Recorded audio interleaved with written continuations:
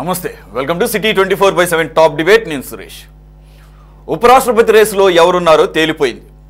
ఈ ఎన్నిక ఏకగ్రీవం కాదని స్పష్టమైంది. ఇండియా కూటమి కూడా అభ్యర్థిని ఖరారు చేయడంతో ఉపరాష్ట్రపతి పదవికి పోటీ ఆసక్తికరంగా మారింది. అధికార ఎన్డీఏ ఇప్పటికే తమిళనాడుకు చెందిన సిపి రాధాకృష్ణన్ను బరిలోకి దింపుగా ఇండియా కూటమి అనూహ్యంగా తెలుగు వ్యక్తి జస్టిస్ బి సుదర్శన్ రెడ్డిని ఎంపిక చేసింది. రాధాకృష్ణన్కు మద్దతు కూడగట్టేందుకు ఎన్డీఏ అగ్రనేతలు ఆల్రెడీ ప్రయత్నాలు ప్రారంభించారు. రక్షణ శాఖ మంత్రి రాజ్నాథ్ సింగ్ వైసీపీ అధ్యక్షుడు మాజీ ముఖ్యమంత్రి జగన్కు ఫోన్ చేశారు. మరి ఏ జాతీయ కూటమిలో లేని జగన్ మద్దతు ఎవరికి? తెలుగు వ్యక్తికి అండగా ఉంటారా? ఎప్పటిలానే ఎన్డీఏకు మద్దతిస్తారా? అది కాదంటే తటస్థంగా ఉంటారు.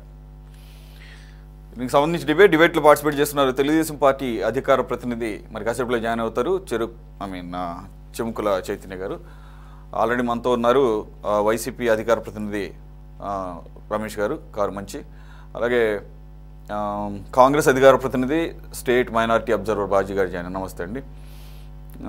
ప్రముఖ విశ్లేషకులు మస్తాన్ గారు కూడా జాయిన్ అయ్యారు. నమస్తే సార్, వెల్కమ్ సార్. బాజీ గారు, ఇది మనం మాట్లాడుకుంటున్న సందర్భంలోనే ఆల్రెడీ వైసీపీ డెసిషన్ తీసుకున్నట్లుగా అర్థమవుతోంది. ఎప్పట్లాగానే ఎన్డీఏ అభ్యర్థికి మద్దతు ఇవ్వడానికి సిద్ధపడుతున్నట్లుగా. కోర్స్ రాజ్నాథ్ సింగ్ గారు జగన్కు ఫోన్ చేసి మద్దతు అడిగితే కాదంటారా? ఇంతకుముందు ఎప్పుడు కాదని లేదు కదా. అడగకపోయినా ఇవ్వటానికి గతంలో అనేక సందర్భాల్లో అనేక బిల్లులకి మద్దతు ఇచ్చిన సందర్భం చూసిన పరిస్థితుల్లో ఆబ్వియస్. సో అదే ఇప్పుడు ఫైనల్గా ఆయన డెసిషన్ తీసుకున్నట్లుగా అర్థమవుతోంది. So what is your plan of action being in INDI alliance? ఇండీ అలయన్స్ని ముందుండి నడిపిస్తున్న కాంగ్రెస్ పార్టీ యొక్క కర్తవ్యం ఏంటి ఇప్పుడు? మరి ఆల్రెడీ మీ నాయకుడు అక్కడ తెలంగాణ కాంగ్రెస్ పార్టీని లీడ్ చేస్తున్నటువంటి ముఖ్యమంత్రి రేవంత్ రెడ్డి గారు కాసేపటి క్రితమే కాల్ఫర్ చేశారు. రాజకీయాలకు అతీతంగా మన తెలుగు వ్యక్తిని ఉపరాష్ట్రపతిగా ఇండీ కూటమి ఎంపిక చేసుకుంది కాబట్టి ఈ అవకాశాన్ని సద్వినియోగం చేసుకోవాల్సిన బాధ్యత తెలుగు రాష్ట్రాల్లోని రాజకీయ పార్టీలు అన్నిటికీ ఉంది అని ఇంక్లూడింగ్ అసదుద్దీన్ ఓవైసీని కూడా ఆయన రిక్వెస్ట్ చేశారు, కాల్ఫర్ చేశారు ఓపెన్గానే. కేసీఆర్ని, బీఆర్ఎస్ పార్టీని, తెలుగుదేశం పార్టీని, జనసేనని, ఆఖరికి వైసీపీతో సహా రెండు ఆయన రిక్వెస్ట్ చేసిన దాంట్లో చాలా కన్విన్సింగ్గా ఉన్నాయి పాయింట్స్. వన్ థింగ్ ఈజ్, ఏదైతే అభ్యర్థిగా ప్రకటించిందో ఎన్డీ కూటమి, సుదర్శన్ రెడ్డి గారు సుప్రీంకోర్టు జడ్జి మాత్రమే, రాజకీయాలకు అతీతమైనటువంటి వ్యక్తి, ఏ రాజకీయ పార్టీకి సంబంధించినటువంటి వ్యక్తి కాదు. అయినా కూడా కాంగ్రెస్ పార్టీ లీడ్ చేస్తున్నటువంటి ఇండీ కూటమి ఆయన్ని ఎంపిక చేయటం వెనక ఉన్న ఉద్దేశ్యం, ఏ రాజ్యాంగానికైతే తూట్లు పడుతున్నాయి అని చెప్పేసి మనం భావిస్తున్నామో ఆ రాజ్యాంగ నిపుణుడు అలాగే న్యాయ కోవిదుడు అయినటువంటి సుప్రీంకోర్టు జడ్జి సుదర్శన్ రెడ్డి గారిని, అందున తెలుగువాడిని రాజ్యసభకు పంపటం. ఉపరాష్ట్రపతి ఆయనే రాజ్యసభ చైర్మన్గా కూడా వ్యవహరిస్తారు కాబట్టి, పంపడం ఇన్ ద సెన్స్ చైర్మన్గా చైర్లో కూర్చుంటారు కాబట్టి ఉపరాష్ట్రపతి హోదాలోనే. ఇది ఒక మంచి అవకాశం. రెండు, అటువంటి చట్టాలు చేసేటటువంటి చట్టసభలు చైర్మన్గా ఆయన కూర్చోవడం ద్వారా ఈ రాజ్యాంగాన్ని పరిరక్షించిన వాళ్ళం అవుతాము, రాజకీయాల అతీతంగా స్పందించాల్సిన సమయం వచ్చింది అని ఆయన పిలిపించినటువంటి క్రమం కూడా చాలా ఆసక్తికరంగా ఉంది. అయినా కూడా జగన్మోహన్ రెడ్డి గారు మరి ఎన్డీఏ కూటమి వైపు మొగ్గటం అని అంటే మరి ఆయన ఎలా సమర్థించుకుంటారనేది, అలాగే వైసీపీ పార్టీ ఎలా సమర్థించుకుంటుందనేది మనకి రమేష్ గారు రెస్పాండ్ అవుతారు. దానికన్నా ముందు, what is your primary course of action now? Suresh గారు, ముందుగా మీకు, మన సిటీ 24/7 వీక్షకులకి, ప్యానెల్లో ఉన్న మిత్రులందరికీ కూడా శుభ సాయంత్రం అండి. ఇప్పుడు ఏదైతే ఇంతకు ముందు దాకా మన ఛానల్లో రేవంత్ రెడ్డి గారి ప్రసంగం ఉందో, ఖచ్చితంగా ప్రతి తెలుగువాడు కూడా మరి ఈరోజు ఒక తెలుగు వ్యక్తిని మరి ఉపరాష్ట్రపతి పదవికి ఎంపిక చేయడం అనేది తెలుగు వారికి ఒక గౌరవంగాను, తెలుగు వారి అందరి అదృష్టంగాను కూడా నేను భావిస్తా ఉన్నాను. అందులో ముఖ్యంగా ఆయన ఒక న్యాయమూర్తి. ఆయన ఏ పార్టీకి చెందిన వ్యక్తి కాదు. ఏ పార్టీకి చెందిన భావజాలం ఆయన మనసులో కానివ్వండి, ఆయన రక్తంలో కానీ లేదు. ఆయన ఇంకా విశేషమైన గుణ సంపన్నుడు. పేదలకి మరి న్యాయం జరగాలని తప్పించే వ్యక్తి. అట్లాగే మధ్యతరగతి కుటుంబం నుంచి ఆయన మరి న్యాయవాదిగా, అట్లాగే ఒక జస్టిస్ గా చాలా మరి విస్తృతంగా ఆయన సేవలు అందించారు. మరి హైకోర్టు జడ్జిలుగా చేశారు, అట్లాగే సుప్రీంకోర్టు న్యాయమూర్తిగా చేసి 2011లో రిటైర్ అయ్యారు. ఆయన తదుపరి జీవితం అంతా కూడా పేదలకి సేవ చేయాలి, పేదల పట్ల ఒక సాఫ్ట్ కార్నర్తోనే జీవితాన్ని గడపాలి అనుకుంటున్న సందర్భంలో ఒక అరుదైన అవకాశం ఎన్డీ కూటమి ద్వారా ఆయనకు వచ్చింది. ముఖ్యంగా ఏంటంటే ఆయన ఇప్పుడు ఏదైతే ఇప్పుడు ఎన్డీఏ కూటమి అభ్యర్థిని నిలబెట్టిందో అతను పక్క ఆర్ఎస్ఎస్ వాది. అతను అంటారు ఖతర్నాక్ ఆర్ఎస్ఎస్ భావజాలం కలిగిన వ్యక్తి. అందులో భారతీయ జనతా పార్టీకి చాలా కాలంగా సేవలు అందించారు. గవర్నర్ గా రకరకాల హోదాల్లో తమిళనాడు నుంచి ఆయన పనిచేశారు భారతీయ జనతా పార్టీ. ఖచ్చితంగా ఆయన ఉపరాష్ట్రపతి స్థానంలో ఉంటే అంత నిజాయితీగా, నిష్పక్షపాతంగా ఏదే నిర్ణయాలు జరగవు. ఖచ్చితంగా అది మనం అంగీకరించి తీరాల్సిన అంశమే. అదే ఈయన ఉంటే కనుక ఈయన నిష్పక్షపాతంగా వ్యవహరించగలడు. ఏ పార్టీకి ఫేవర్ గా ఉండడు. ఏ పార్టీ ఆయనకు ఒక ఎమోషన్స్ ఉండవు, పార్టీలకు సంబంధించిన ఎమోషన్స్ ఉండవు. ఆయనకి న్యాయం జరుగుతుంది, ప్రజాస్వామ్యం నిలబడుతుంది.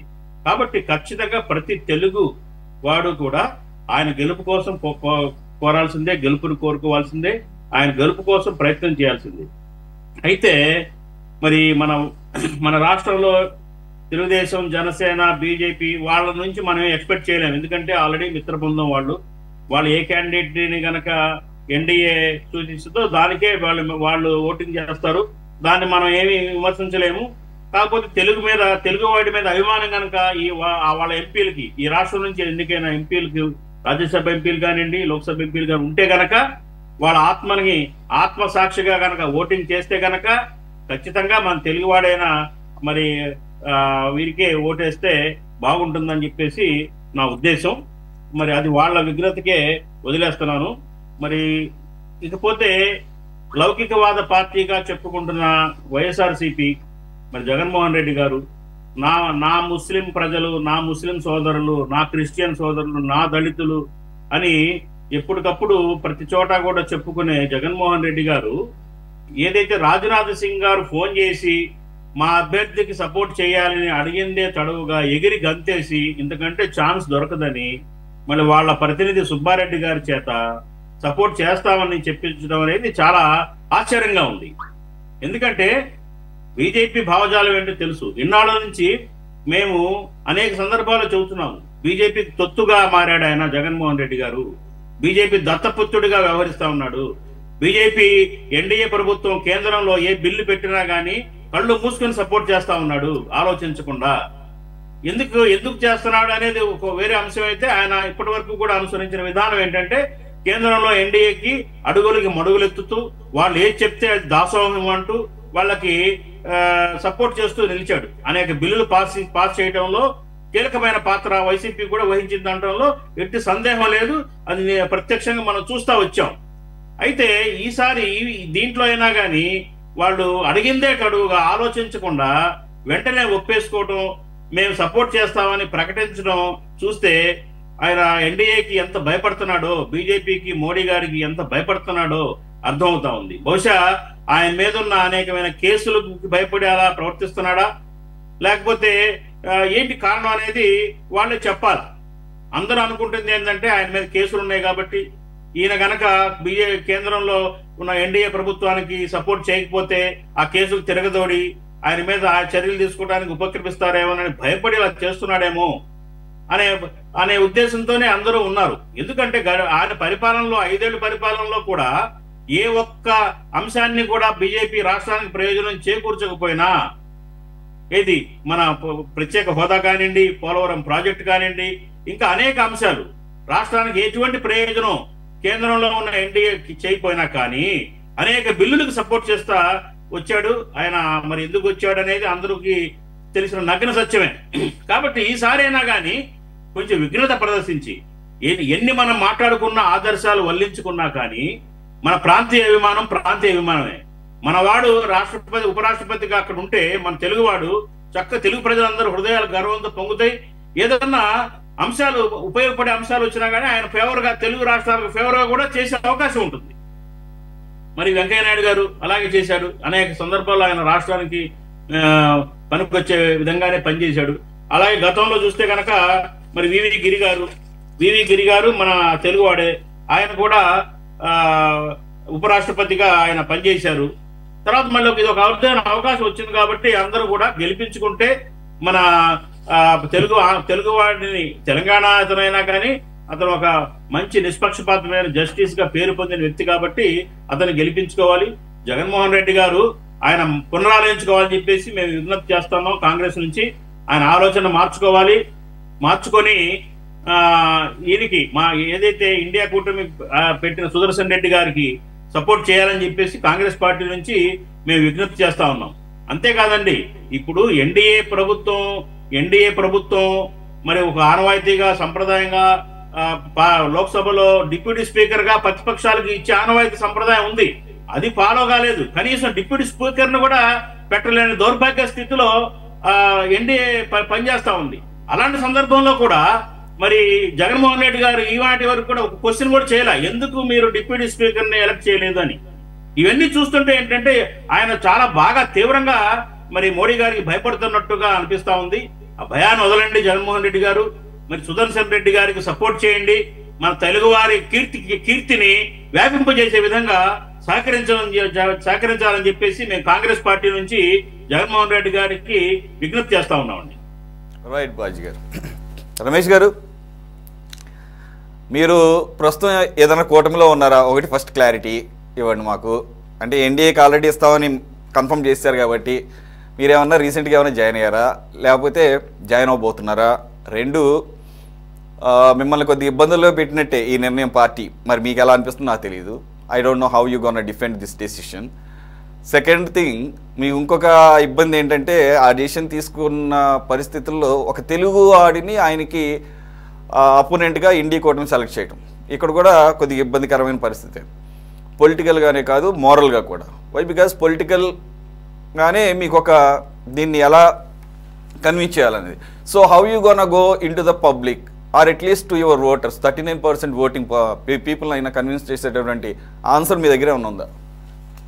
సార్, సురేష్ గారు, మీకు ప్యానల్లో ఉన్న సభ్యులకు అలాగే సిటీ 24/7 ప్రేక్షకులందరికీ కూడా గుడ్ ఈవినింగ్ అండి. ఇప్పుడు జగన్మోహన్ రెడ్డి గారు మొట్టమొదటి నుంచి కూడా పార్టీ పెట్టినప్పటి నుంచి కూడా ఆయన ఆ రోజు జైల్లో ఉన్నా సరే, ప్రణబ్ ముఖర్జీ గారి ప్రెసిడెంట్ ఎలక్షన్ అప్పుడు కూడా జైల్లో ఉన్నప్పుడు కూడా ఆయన క్లియర్గా చెప్పడం జరిగింది, రాష్ట్రానికి ఏది మంచి జరుగుతుంది అని అనుకుంటే దాని వైపున నేను ఖచ్చితంగా నిలబడి ఉంటాను, ఖచ్చితంగా వాళ్ళకే నేను సపోర్ట్ చేస్తాను. 2014 ఎన్నికలకు వెళ్ళేటప్పుడు కూడా ఆయన కాంగ్రెస్ పార్టీ అధికారంలోకి వస్తే మీరు ఎవరికి మద్దతు ఇస్తారు అంటే, నాకు అలాంటి భేషజాలు ఏమీ లేవు, నన్ను జైల్లో పెట్టినా సరే రాష్ట్రానికి ఉపయోగం అనే వ్యవహారం కనుక నేను అనుకుంటే ఖచ్చితంగా రేపు కాంగ్రెస్ పార్టీకే మద్దతు ఇస్తానని చెప్పి కూడా ఆ రోజున ఆయన్ని జైల్లో పెట్టిన కాంగ్రెస్ పార్టీ మీద కూడా ఆయన మద్దతు ఇస్తానని చెప్పి 2014 ముందు కూడా చెప్పడం జరిగింది. చెప్పారు ఆ రోజున. అదేవిధంగా జగన్మోహన్ రెడ్డి గారు ప్రణబ్ ముఖర్జీ గారికి కాంగ్రెస్ పార్టీ ప్రెసిడెంట్గా ఉన్నా సరే ఆ రోజున ప్రెసిడెన్షియల్ క్యాండిడేట్ కాంగ్రెస్ పార్టీ నుంచి పెడితే ప్రణబ్ ముఖర్జీ గారికి మద్దతు ఇవ్వడం జరిగింది. ఆ తర్వాత జగన్మోహన్ రెడ్డి గారు ద్రౌపది ముర్ము గారు ఆవిడ ప్రెసిడెన్షియల్ క్యాండిడేట్ అయితే ఆయనకి మద్దతు ఇచ్చారు. ఈ రోజున మీరు చెప్తున్నారు సిపి రాధాకృష్ణ గారికి మద్దతు ఇచ్చారని చెప్పి, అంటే నేను బయటకు వెళ్ళి చూడలేదు, అది ప్రకటించారా సార్? ప్రకటించారు. వైఎస్ఆర్సీపీ నుంచి కూడా ప్రకటించారు. కాబట్టి ఖచ్చితంగా జగన్మోహన్ రెడ్డి గారి స్టాండ్ అసలు మీరు అందరూ కూడా అర్థం చేసుకోవాల్సింది ఏంటంటే, మొట్టమొదట కాంగ్రెస్ పార్టీకి అదే ఇండి కూటమికి ఎన్ని ఓట్లు ఉన్నాయి ఏంటి, అసలు ఆ కూటమి పరిస్థితి పార్లమెంట్లో ఏంటి అనేది మనం ఇక్కడ విశ్లేషణ చేయవలసిన బాధ్యత మనకు ఉందండి. టోటల్గా లోక్సభలో 543 మంది మెంబర్స్, రాజ్యసభలో 245 మంది మెంబర్స్. ఈ టోటల్ 788 మందిలో 7 మెంబర్స్ వేకెంట్గా ఉన్నారు. ఈ 7 మెంబర్స్ని తీసేస్తే టోటల్గా అక్కడ ఉండేది 788 - 7 ఎంత సార్? 778. 788 - 7 సార్ 85 అనుకున్నాను. 85 అని వినపడింది. ఓకే, 81. 88. అందులో 7 తీసేస్తే 781 మాత్రమే ఈ రోజున అక్కడ ఓట్ చేయడానికి అర్హులుగా ఉన్నారు. ఈ అర్హుల్లో ఎన్డీఏకి సంబంధించి టోటల్గా లోక్సభలో 293 మంది సభ్యులు ఉంటే రాజ్యసభలో 132 మంది సభ్యులు ఉన్నారు. అంటే టోటల్గా ఇప్పుడే ఆల్రెడీ 425 మంది సభ్యులు ఎన్డీఏ కూటమికి ఉన్నారు. అలాగే ఇండి బ్లాక్ వచ్చేటప్పటికి లోక్సభలో 234 మంది సభ్యులు ఉంటే రాజ్యసభలో 77 మంది సభ్యులు మాత్రమే ఉన్నారు. అంటే టోటల్గా ఇండి కూటమికి 425, ఇండి కూటమికి 311, ఎన్డీఏ కూటమికి 425. మరి ఏ విధంగా అసలు ఎన్డీ కూటమి గెలుస్తుంది సార్? అక్కడ సుమారుగా 83 మంది 31 మంది సభ్యులు ఎక్సెస్ ఉన్నారు అక్కడ. ఎవరికి? ఇండి కూటమికిను ఎన్డీఏ కూటమికి. ఏ విధంగా మరి ఈ రోజున పోటీ పెట్టారు అనేది వాళ్ళకే తెలియాలి. ఇక టోటల్గా ఆ సభ్యులను తీసేస్తే 788లో నుంచి ఇండి కూటమి సభ్యులు, ఎన్డీఏ కూటమి సభ్యులు తీసేస్తే 788 - 7 36, మొత్తం 52 మంది మాత్రమే మిగులుతున్నారు. ఆ 52 మందిలో వైఎస్ఆర్ కాంగ్రెస్ పార్టీకి చెందిన వాళ్ళు లోక్సభలో 4, రాజ్యసభలో 7, మొత్తం కలిపి 11 మంది. ఈ 11 మంది సభ్యులు ఎటు మద్దతు ఇచ్చినా ఎవరు ఇప్పుడు అక్కడ ఆల్రెడీ ఎన్డీఏ కూటమికి వాళ్ళు ఎక్సెస్ ఉన్నారు, వాళ్ళు గెలుస్తారు. మెజారిటీ పెంచుకోవడం తప్ప ఎన్డీఏ కూటమి ఎక్కడా కూడా ఓడిపోయే పరిస్థితులే లేవు. కానీ ఈ రోజున కాంగ్రెస్ పార్టీ మన బాజీ గారు చెప్తారు, అదే రేవంత్ రెడ్డి గారు చెప్పారు కాబట్టి చెప్తారు, మనం ఈ రోజు తెలుగువాడిని నిలబెట్టాం కాబట్టి తెలుగువాడిని మనం గెలిపించుకోవాల్సిన బాధ్యత ఉంది అని చెప్పి ఈయన చెప్తారు. ఆ రోజున ఇప్పుడు రేవంత్ రెడ్డి గారి స్పీచ్ అయితే చూడటం జరిగింది. ఆ రోజున పివి నరసింహారావు గారికి ఎన్టీ రామారావు గారు ఎలా మద్దతు ఇచ్చారో ఆ విధంగా మద్దతు ఇవ్వాలి, ఈ రకంగా ఆయన చెప్పడం జరిగింది. మరి ఇదే విషయాన్ని తమిళనాడులో ఉన్న డిఎంకే ప్రభుత్వం కూడా మా తమిళనాడు వ్యక్తిని నిలబెట్టారు, మేము తమిళులందరం కలిపి మేము మద్దతు ఇస్తాము అంటే ఈ రోజున ఇండి కూటమి పరిస్థితి ఏమైపోద్ది సార్? ఎంత ఓటింగ్ తగ్గిపోద్ది అక్కడ తమిళనాడులో? ఈ రోజున డిఎంకే పార్టీకి సుమారుగా 30 మంది సభ్యులు ఉన్నారు, ఆ రాజ్యసభలో కానీ ఆ లోక్సభలో కానీ. మరి అప్పుడు ఇండి కూటమి పరిస్థితి ఏమైపోతుందండి?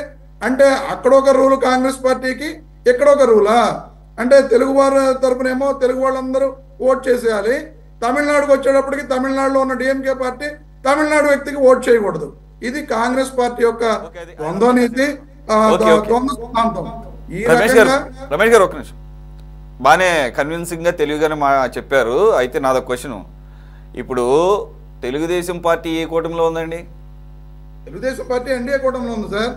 మరి ఆ ఎన్డీఏ కూటమికి మీరు మద్దతు ఇస్తారంటే మరి అంటే మీరు తెలుగుదేశం పార్టీతో కూడా సయోధ్య కోరుకుంటున్నారా? మీరు ఇప్పుడు ఎన్డీఏ కూటమికి ఇక్కడ మద్దతు ఇవ్వడం లేదు. మేము ఈ రోజుకి మీరు ఎక్కడైనా సరే లోక్సభ దాంట్లో గెజెట్ లో కానీ లేకపోతే ఎక్కడైనా గూగుల్లో కానీ మీరు సెర్చ్ చేసుకోండి, ఎన్డీఏ కూటమిలో ఉండే పార్టీస్ ఎన్డీఏలో చూపిస్తారు, ఇండి కూటమిలో ఉండే పార్టీస్ ఇండిలో చూపిస్తారు.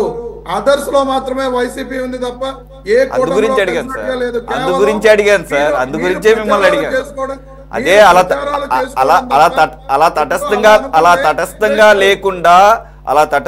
లేకుండా ఎన్డీఏ సైడ్ తీసుకున్నారు కాబట్టి నేను మిమ్మల్ని ఆ ప్రశ్న అడగాల్సి వచ్చింది. మేము అంశాల వారీగా మద్దతు ఇస్తామని చెప్పి జగన్మోహన్ రెడ్డి గారు మొట్టమొదటి నుంచి చెప్తున్నారు. అదే విధంగా ఒక్క అంశం కూడా ఇండి కూటమికి సంబంధించిన ఒక్క అంశం కూడా మీకు నచ్చలేదు అనమాట. ఒక్క అంశం, ఒక్క బిల్లు కూడా. సురేష్ గారు, వక్ఫ్ బిల్లును వ్యతిరేకించి జగన్మోహన్ రెడ్డి గారు ఆ రోజున లోక్సభలో రాజ్యసభలో ఓట్ చేయడం జరిగింది. మరి నిజంగా ఇండియా కూటమిలో మేము కలిసి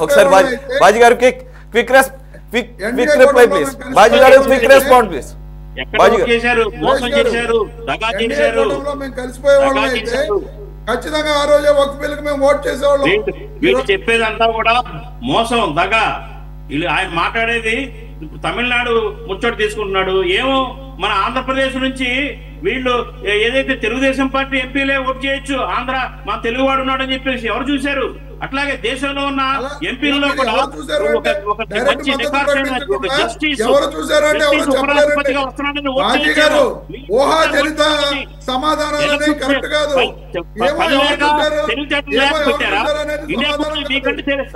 మీకంటే మీ జగన్మోహన్ రెడ్డి కంటే తెలివితేటలు ఉన్నాయి. ఎందుకు పల్లె పెట్టారు, నిలబెట్టారా? సుదర్శన్ రెడ్డి గారిని ఓడిపోతాడని నిలబెట్టారా? ఎందుకు నిలబెట్టారు? ఒక ఎన్నిక జరుగుతున్నప్పుడు ఎన్నికల్లో నిలబెట్టడం, మనకు అనుకూలంగా ఉన్న వాళ్ళు ఓటు వేయడం అనేది ప్రజాస్వామ్యంలో అదే ఒక బ్యూటీ ఆఫ్ ది డెమోక్రసీ. మీరు గెలిచే వాళ్ళకే ఓటేస్తారా? మీరు ఓడిపోతాడు కాబట్టి ఓటేరా? మీరు మోడీ ప్రాపకం కోసం ఓటేస్తున్నాం అని చెప్పండి. మీరు సుదర్శన్ రెడ్డి గారు గెలవడం కాబట్టి మీరు ఓటేయము అనే మాట్లాడటం కరెక్ట్ కాదు. అది కరెక్ట్ కాదు. మీరు మీ విధానం చెప్పండి. మీరు లౌకికవాదం మరి సెక్యులరిజం పార్టీగా చెప్పుకుంటున్నప్పుడు ఒక మతతత్వ విధానంతో ఆర్ఎస్ఎస్ కరడు కట్టిన భావజాలంతో ఉన్న వ్యక్తిని ఉపరాష్ట్రపతిగా ఎట్లా ఓటేస్తారు? మీరు సమాధానం చెప్పండి ప్రజలకి. మేము కూడా ఎన్డీఏలో కలుస్తున్నామని ప్రకటించండి. బాజీ గారు మీరు పెద్దలు, తెలుగుదేశం పార్టీ, జనసేన ఎన్డీఏలో కలిసి మీరు కూడా కలిసామని చెప్పండి. మాకు అంతేగాని మోసం చేయబాకండి. నల్లపరెడ్డి ప్రసన్న కుమార్ రెడ్డి లాంటి వాళ్ళు పబ్లిక్ గానే అడిగారు కదా సార్. నల్లపరెడ్డి ప్రసన్న కుమార్ రెడ్డి గారు వారి యొక్క కోరికను బహిరంగంగానే చెప్పారు కదా. జగన్మోహన్ రెడ్డి గారితో మాట్లాడి కన్విన్స్ కూడా అన్నారు కదా. ఇప్పటికైనా మించిపోయింది లేదండి. తప్పు రమేష్ గారు, కరెక్ట్ కాదు. రాజకీయాల్లో తెలుగు వాళ్ళందరూ తెలుగు ఓట్ చేయాలని అనుకుంటే తమిళనాడు వాళ్ళందరూ తమిళనాడు ఓట్ చేయాలని అనుకుంటే డిఎంకే పార్టీ ఈ సంగతి తేల్చండి సార్. మన సంగతి తేల్చండి. పక్కన తమిళనాడు సంగతి లేదా భారతదేశానికి సంబంధించినది. బాజీ గారు అన్నట్లు ఏదో ఒకటి ప్రకటించండి. లేదంటే ఓపెన్ గా సిబిఐ ఈడీ కేసులు ఉన్నాయి కాబట్టి సపోర్ట్ చేస్తున్నా అదన్న ప్రకటించండి.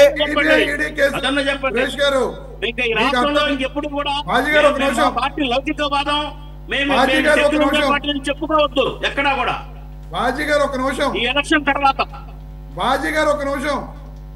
మేము లౌకిక పార్టీ కాదా అనేది ముస్లింస్ నిర్ణయిస్తారు, క్రిస్టియన్స్ నిర్ణయిస్తారు, వాళ్ళు హిందువులు నిర్ణయిస్తారు. మీరు ఎంత ముస్లింస్ క్రిస్టియన్స్ ప్రొటెక్షన్ చేసే పార్టీయో, ఏ రకమైన సెక్యులర్ పార్టీయో మీ బట్టలు ఊడిపోయినాయి. ఇవాళ బాజీ గారు ఖచ్చితంగా ఎవరి బట్టలు ఎవరు ఊడిస్తారు అనేది ప్రజలు నిర్ణయిస్తారు. ఊడిపోయినాయి. ఇవాళ ఈ రాష్ట్రంలో ఉన్న ముస్లింస్, ఈ రాష్ట్రంలో ఉన్న క్రిస్టియన్స్, ఈ రాష్ట్రంలో ఉన్న దళితులు మీ అసలు బండారాన్ని చూస్తున్నారు. జగన్మోహన్ రెడ్డి గారు బ్యూటీ ఆఫ్ డెమోక్రసీ ఇది కాదు. బాజీ గారు మీరు కేసులకు భయపడి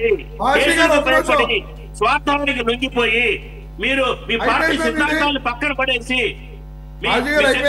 ముసుగులో మీరు చేస్తున్నంత మోసం. ఎందుకంటే మీరు కూడా పెద్దోళ్ళు అదే మాట అరిగిపోయిన గ్రామోఫోన్ రికార్డ్ లాగా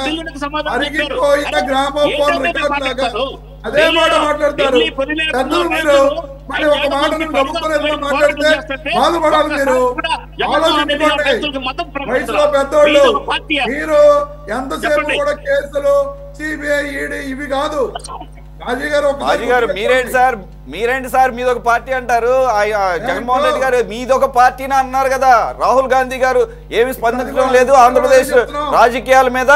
రాహుల్ గాంధీ గారికి ఇటు చంద్రబాబు నాయుడు గారికి మధ్యలో హాట్ లైన్, రేవంత్ రెడ్డి గారి మధ్యలో ఫోన్ కలుపుతున్నాడు. అదొక పార్టీ ఆయన ఒక నాయకుడు అన్నారు కదండి. మీరేంటి రివర్స్ లో మాట్లాడతారు?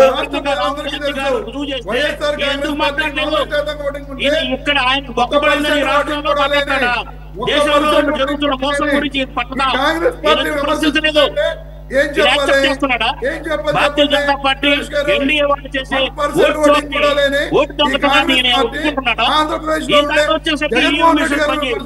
దొంగ ఈవీ మిషన్లు తప్పు. దొంగ ఓట్లు వేశారు ఈ రాష్ట్రంలో. ఈయన వరకు వచ్చేసరికి ఈయన ఓడిపోయాడని. దేశంలో జరుగుతున్న మోసం గురించి ఎందుకు మాట్లాడలేదు జగన్మోహన్ రెడ్డి గారు? మోడీని ఎందుకు ప్రశ్నించలేదు?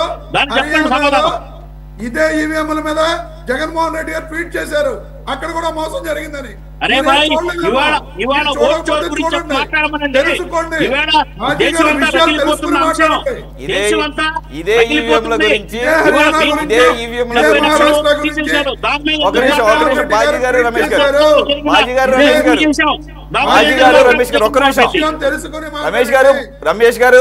రమేష్ గారు ఇదే ఈవీఎంల గురించి 2019 ఎలక్షన్స్ అయిన తర్వాత పోలింగ్ ఆఫీసర్ కూడా చెప్పనంత విపులంగా, చాలా చక్కగా, ఎంత వివరంగా, ఎంత అద్భుతంగా ఈవీఎంలు పనిచేస్తాయని చెప్పిన జగన్మోహన్ రెడ్డి గారు చెప్పింది మాకు ఇప్పటికీ చెవుల్లో మారుమవుతుంది సార్. కాబట్టి ఈవీఎంల గురించి మనం గెలిస్తే ఈవీఎంలు బాగా పనిచేసినాయి, మనం ఓడిపోతే ఈవీఎంలు సరిగ్గా పనిచేయటం లేదు. దొంగ ఓట్లు వేరు, ఈవీఎంల పనితీరు వేరు.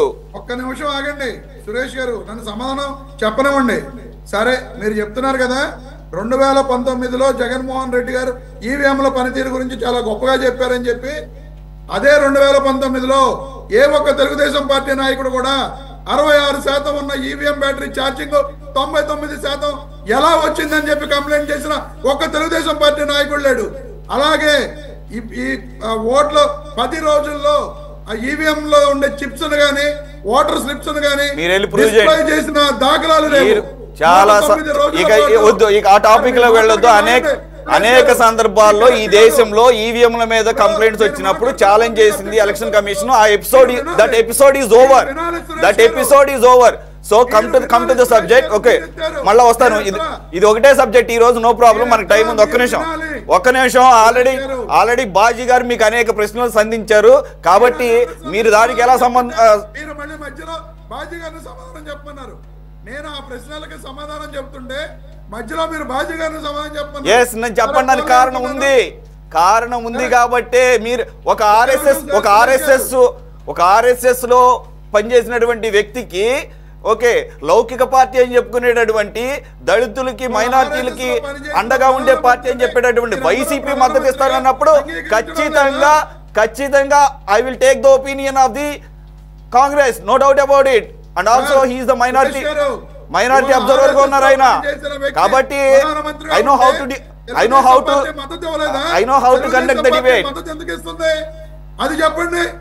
ఒక ఆర్ఎస్ఎస్ లో పనిచేసిన వ్యక్తి ప్రధానమంత్రిగా ఉంటే 2024 ఎన్నికల్లో తెలుగుదేశం పార్టీ ఎందుకు మద్దతు ఇచ్చింది, ఎందుకు కలిసింది?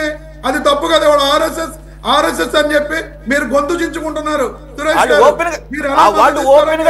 వాళ్ళు ఓపెన్ గా alliance పెట్టుకున్నారండి.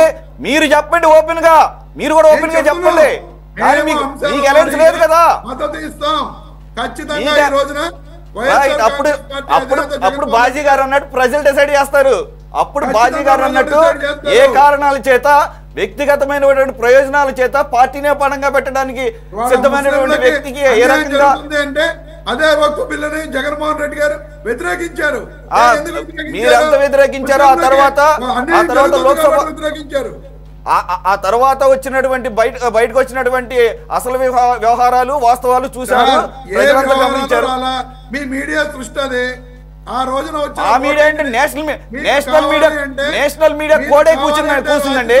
National media, national papers, English papers clear గా చూపిస్తారు. నేషనల్ ఛానల్స్ లో నేషనల్ మీడియా కోడే కూర్చుంది, తెలుగు కాదు, తెలుగు మీడియా కాదు. వక్ఫ్ బోర్డుకి మద్దతు ఇవ్వలేదు. వక్ఫ్ బిల్లుకి డైరెక్ట్ గా మద్దతు ఇవ్వట్లేదని చెప్పారు. సుబ్బారెడ్డి గారు ప్రకటించారు, రాజ్యసభలో ప్రకటించారు. సుబ్బారెడ్డి గారు చెప్పారు.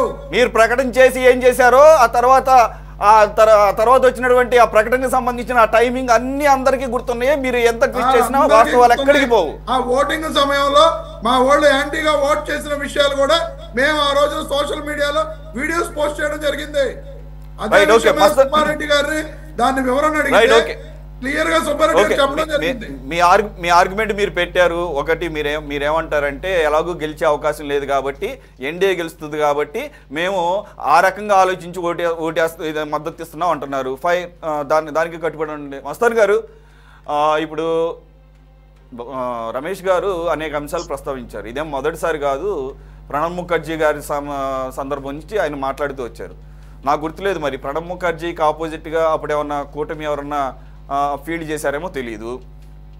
యునానిమస్గా ఎంపిక చేయడం కోసం అడగటం వేరు, మద్దతు అడగటం వేరు. కానీ ఇక్కడ కంటెస్ట్ చేస్తున్నారు కదా. ఇప్పుడు ఈరోజు ఇండి కూటమి అభ్యర్థిని ప్రకటించకపోతే వేరే విషయం, యునానిమస్గా ఎన్నుకుందాము ఏకగ్రీవంగా అనేది అనుకోవచ్చు. కానీ ఇక్కడ కంటెస్ట్ జరుగుతున్నప్పుడు మరి వైసీపీ చేస్తున్నటువంటి వాదన ఎంతవరకు కన్విన్సింగ్గా ఉంది? Sir good evening sir.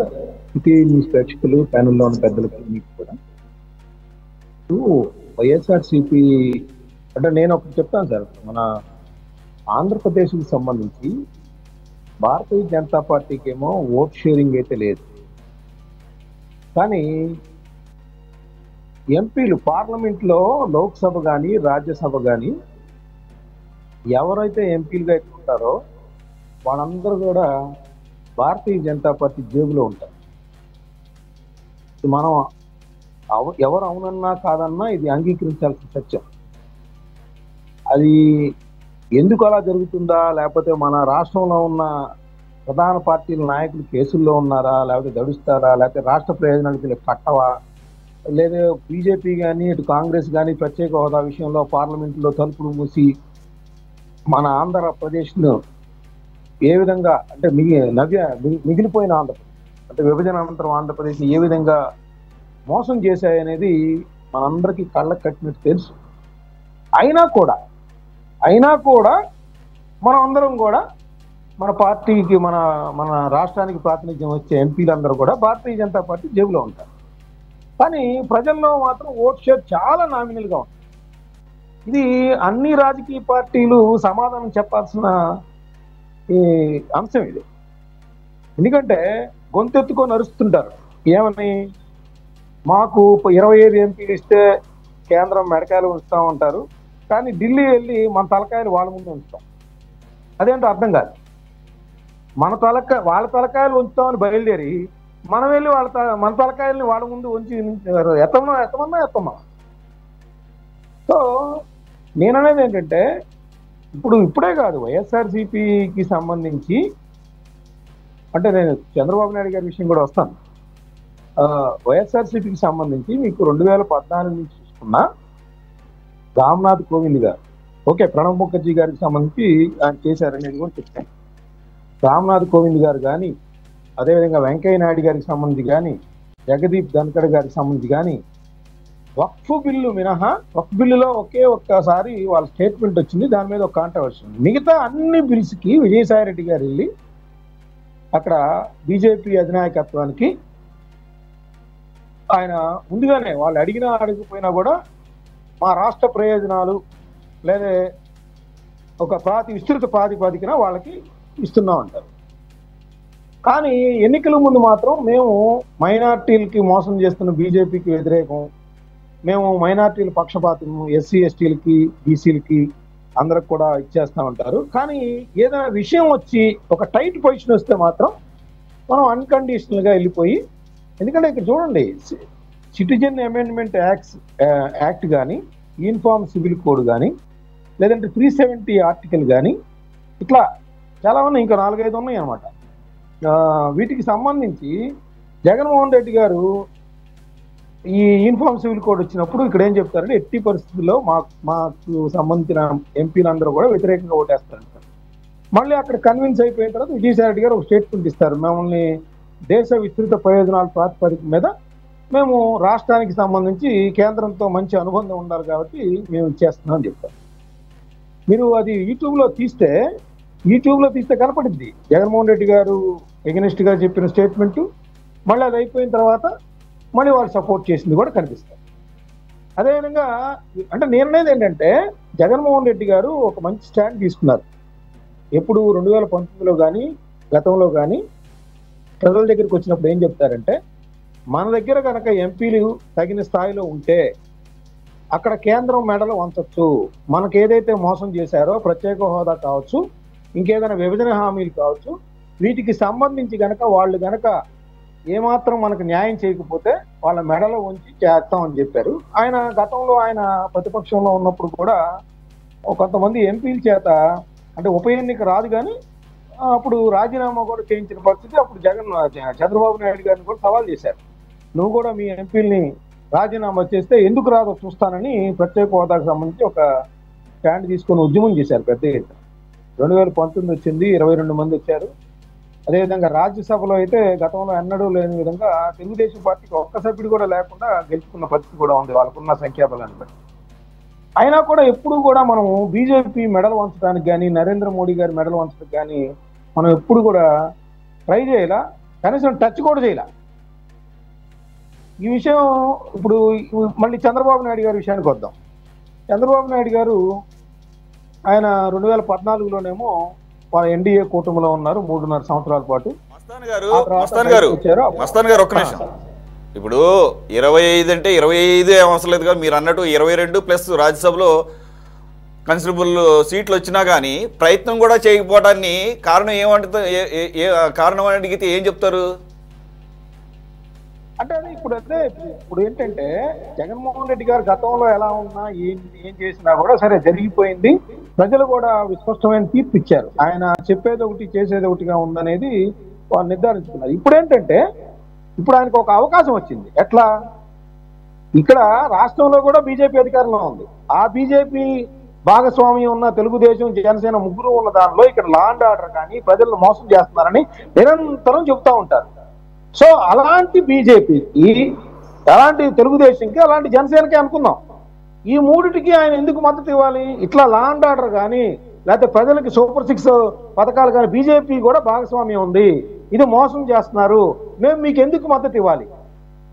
అదేవిధంగా ప్రత్యేక హోదా అనేది మీరు ఇస్తా ఉన్నారు, ఎందుకు ఇవ్వట్లేదు? విశాఖపట్నంలో స్టీల్ ప్లాంట్ అన్నారు. చంద్రబాబు నాయుడు గారు, పవన్ కళ్యాణ్ గారు రోజుకో మాట చెబుతున్నారు. నరేంద్ర మోడీ గారు కూడా మొన్న వచ్చినప్పుడు కూడా మాకు విస్పష్టమైన హామీ ఇవ్వలేదు. ఇప్పుడు మాకు ప్రత్యేక హోదాకి సంబంధించి కానీ విశాఖపట్నానికి సంబంధించి కానీ ఖచ్చితమైన హామీలు ఇస్తున్నప్పుడు మాత్రమే మేము మీకు సపోర్ట్ చేస్తాం అనే ఒక అవకాశం వచ్చింది. ఆయన ఒక పోరాట పందాన్ని తీసుకోవాలంటే నరేంద్ర మోడీ గారి మీద, కేంద్ర ప్రభుత్వం మీద, లేదా ఇక్కడున్న కూటమి సర్కార్కి కూడా ఎగినిస్టే కదా అది తీసుకొని, అది సుదర్శన్ రెడ్డి గారికి ఇస్తారో లేదా తర్వాత విషయం, లేకపోతే తటస్థంగా ఉండిపోతారా మాకు, ఎందుకంటే రాహుల్ గాంధీ గారు అంటే కూడా ఆయనకు పడదు. సో పడదు కాబట్టి అటు ఇవ్వము ఇటు ఇవ్వము, మేము తటస్థంగా ఉంటామన్నా కూడా పర్లేదు, ఎందుకంటే రాష్ట్ర ప్రయోజనాలు ముఖ్యమని పదే పదే జగన్మోహన్ రెడ్డి గారు చెప్తా ఉంటారు మనకి. కాబట్టి ఇక్కడ ఆ స్టాండ్ తీసుకోమనండి, పోరాట పందా అనుసరించమనండి. ప్రజలందరూ కూడా ఈరోజు మీ వెనకాల వస్తారు.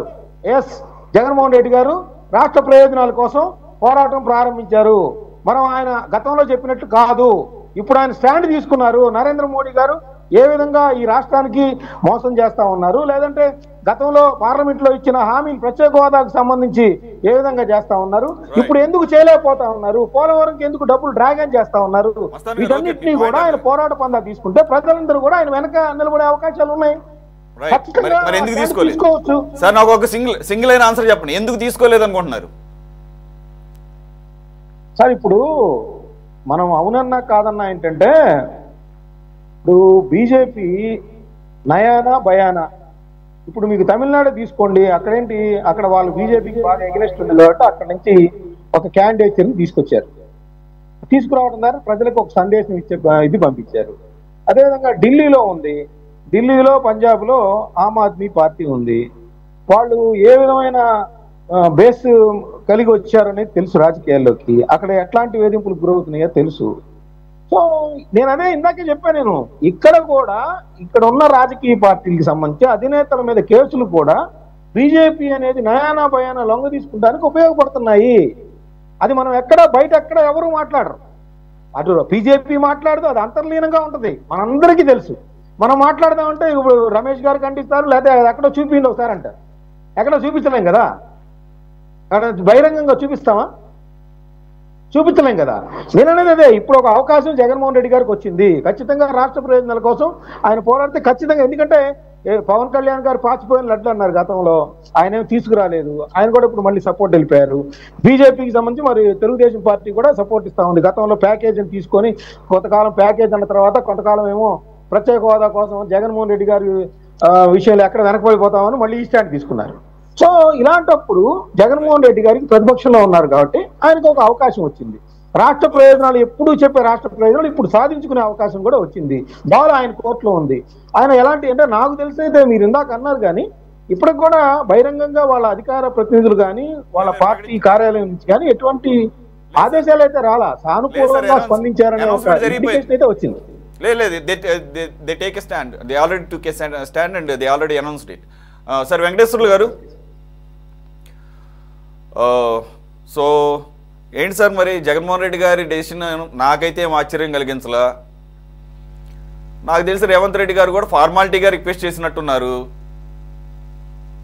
సో మరి తటస్థంగా ఉండే అవకాశం ఉండి కూడా తటస్థంగా కూడా కాకుండా ఒక సైడ్ తీసేసుకొని, అది కూడా ఆయనకి ప్రత్యర్థిగా ఉన్నటువంటి ఎన్డీఏ కూటమి ప్రభుత్వం ఇక్కడ ఆంధ్రప్రదేశ్ ప్రభుత్వం నడుపుతుండగా దానికి అనుకూలంగా మద్దతు ఇవ్వడం అనేది మరి రాజకీయంగా మరి ఆయనకి ఉపయోగమా లేదా పర్సనల్గా ఉపయోగమా? అందరికి నమస్కారం. చాలా చాలా మెచ్యూరిటీగా మాట్లాడాల్సినటువంటి రమేష్ గారి ముందు అది నేను బాధాకరంగా ఉంది. ఆయన మాట్లాడిన మాటలు చూసిన తర్వాత ఇన్ని మెచ్యూరిటీగా ఉంటాడని నేను అనుకోలేదు. ఒకటి, వాళ్ళకి మెజార్టీ లేదు కదా, పోటీ ఎందుకు? 311 సీట్లు ఉన్నాయి కదా, పోటీ ఎందుకు? మరి 11 సీట్లు వచ్చాయి, నెక్స్ట్ మీరు ఎన్నికల్లో పోటీ చేయరా? ఎందుకంటే మీకు వచ్చింది కేవలం 11 సీట్లు, అందుకోసం రేపు ఎన్నికల్లో పోటీ చేయకుండా ఉంటారా అనేది ఒకటి. మరి నిన్న ఎట్లో జెడ్పీటీసీ ఎన్నికలు జరిగాయి, పులివెందుల ఒడ్డిమిట్ట. మరి ఎట్లో వాళ్ళకి బలంగా పెద్ద ఎత్తున మెజార్టీ ఉంది కదా, ఇంకెందుకని మీరు ఎందుకు అందులో పోటీ చేసినట్లు? కూటమి ప్రభుత్వానికి మీరు సపోర్ట్ చేసింటే సరిపోయింది కదా, అందులో బీజేపీ కూడా ఉంది కదా. 2, మూడో అంశం, రాష్ట్ర ప్రయోజనాలకు కట్టుబడి ఎప్పుడు రాష్ట్ర ప్రయోజనాలే జగన్ ఆలోచిస్తాడు కాబట్టి రాష్ట్ర ప్రయోజనాలను ఉద్దేశించి సపోర్ట్ చేస్తాం అన్నారు. మరి రాష్ట్ర ప్రయోజనాలంటే ఈ రోజుల్లో ఈ మధ్య కాలంలో ఏమేమి రాష్ట్రానికి కేంద్రంలో బీజేపీ ఎన్డీఏ ప్రభుత్వం మేలు చేసింది? హోదా ఇచ్చిందా? పోలవరం ప్రత్యేక నిధులు ఇచ్చిందా? ప్రత్యేక ప్యాకేజీ ప్రకటించిందా? పోగా ఈరోజు విశాఖ స్టీల్లో 18 రకాల రంగాల్ని ప్రైవేటీకరణ చేసింది. ఈరోజు సంగతి చెప్తున్నాం. మరి ఏమి ప్రయోజనాలు బీజేపీ రాష్ట్రానికి మేలు చేసిందని మీరు మద్దతు ఇచ్చారు? అది చెప్పింటే బాగుండేది. అంటే రాష్ట్రానికి మంచి జరిగితే ఆలోచిస్తారు కాబట్టి అని.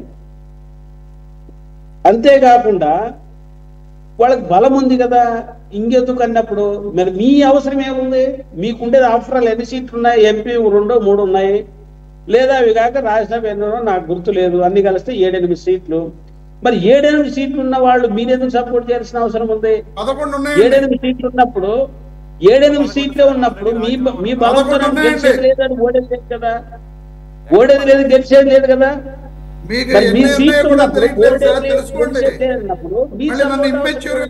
నలుగురు వచ్చేసారు కదండి, నలుగురు వచ్చేసారుగా బయటికి.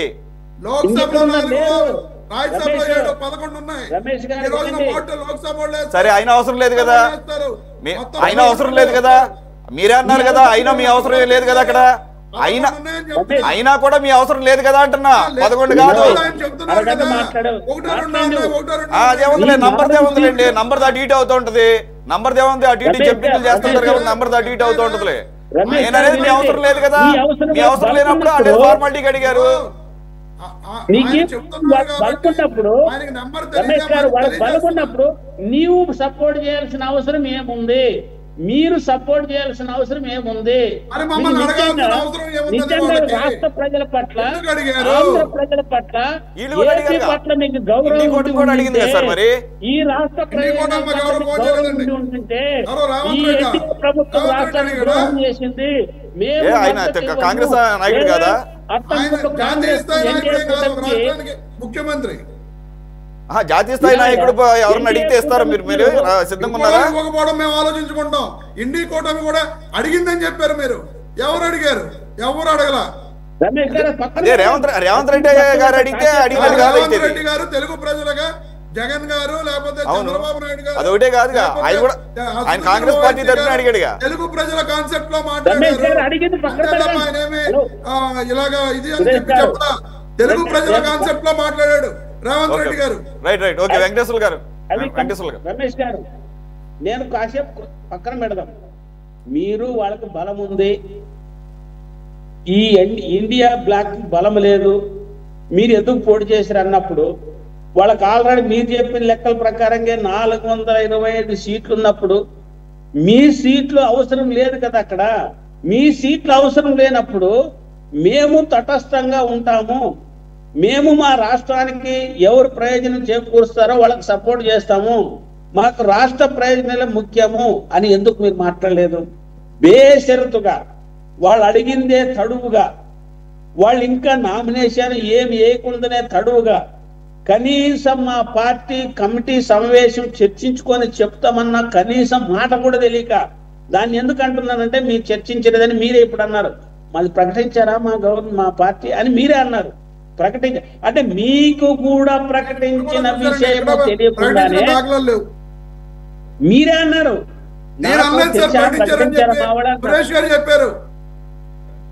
మీ నాయకుడు డెసిషన్ తీసుకుంటే ప్రకటించినట్టే, మీ అభిప్రాయాలు ఏం సంబంధం లేదు అక్కడ. ఏకస్వామ్యం మీ వాళ్ళు డెసిషన్ తీసుకున్న ప్రకటించారు. మా పార్టీ సీరియస్ గా ఖండించింది. ఏమని ఖండించామంటే రాష్ట్రానికి నయ వంచన చేశారు, మీరు రాష్ట్ర ప్రజలకు తీవ్రమైన ద్రోహం చేశారు, సెక్యులర్ మాటన మతోన్మాదానికి సపోర్ట్ చేశారు, సెక్యులర్ పేరు మీద 5 కోట్ల మంది ప్రజలకు ద్రోహం చేశారు. మీరు నిజంగా నిన్నటి దాకా మీ మీద గౌరవం ఉండేది, తీవ్రంగా మాట్లాడాలంటే ఆలోచించే వాళ్ళం. ఏకపక్షంగా బలమైనటువంటి బలాబలాల్లో తీవ్రమైన మార్పుల నుండి 325 సీట్లు తక్కువ మీ దృష్టిలోన. మీరు ఈ తెలుగుదేశం కూటమి సపోర్ట్ చేయకపోతే మీరు ఇటువైపు వేస్తే ఇండియా కూటమికి గెలుస్తుంది. ఈ తెలుగుదేశం జనసేన మీరు ఇటువైపు వస్తే 100% ఇండియా బ్లాక్ గెలుస్తుంది. మీరు ద్రోహం చేసి వాళ్ళు ద్రోహం చేసి మళ్ళీ మీరు సమర్థించుకుంటారా రాష్ట్ర ప్రయోజనాల కోసమని? అందుకోసమే మొన్నటిదాకా ద్రోహం చేసినటువంటి బీజేపీ ఈ రోజు కూడా విశాఖ స్టీల్ ని ఎవరబ్బ సొమ్మని అమ్ముతారు ప్రైవేట్ కి, ఎవడబ్బ సొమ్మని 18 బ్లాక్లు ఇస్తారు. సిగ్గు ఎగ్గు లేదా మీకు ఆ తెలుగుదేశం కూటమికి? తెలుగుదేశం కూటమి ఇప్పుడైనా అయ్యా మా విశాఖ ఉక్కును కాపాడండి అని చెప్పడానికి వాళ్ళు రాష్ట్రానికి ద్రోహం చేస్తారు, మీరు రాష్ట్రానికి ద్రోహం చేస్తారు. ఇది ఎంత దుర్మార్గమైంది. అంతేకాకుండా మీరు ఏమన్నారు, ఒక రాజకీయ మెచ్యూరిటీతో మాట్లాడారు. ఎట్లా బలం లేదు కదా ఎందుకు పోటీ చేయాలంటారా? ఇది ఎంత అన్యాయం ఇది. మరి బలం లేని 11 సీట్లు వచ్చినాడు రేపు పోటీ చేస్తారా? వచ్చే ఎన్నికల్లో కేవలం 11 సీట్లు ఉన్నాడు రేపు పోటీ చేస్తారా?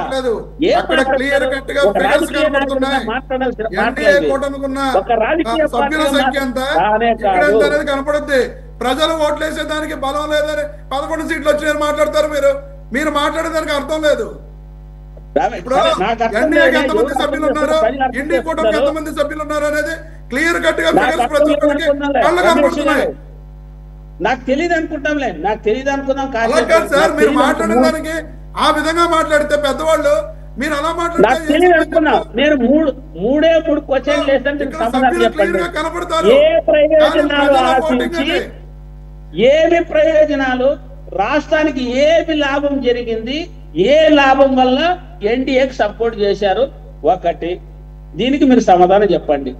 2, మీరు సెక్యులర్ పార్టీ లేదా ఎన్డీఏలో భాగస్వామిగా ఉన్నారా, స్వతంత్రంగా ఉన్నారా?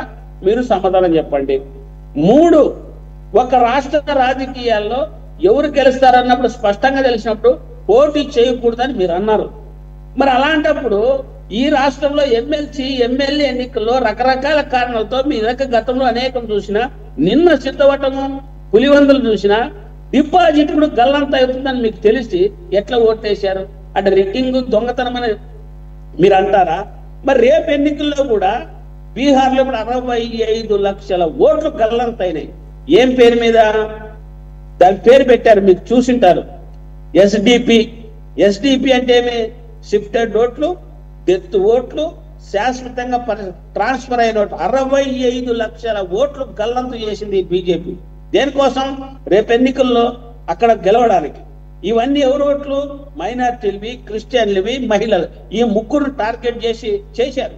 ఇంత దుర్మార్గంగా బీజేపీ దేశంలో వ్యవహరిస్తుంటే, ఈ రాష్ట్రానికి తీవ్రమైన ద్రోహం చేస్తే ప్రత్యేక ప్యాకేజీ ఇవ్వలేదు.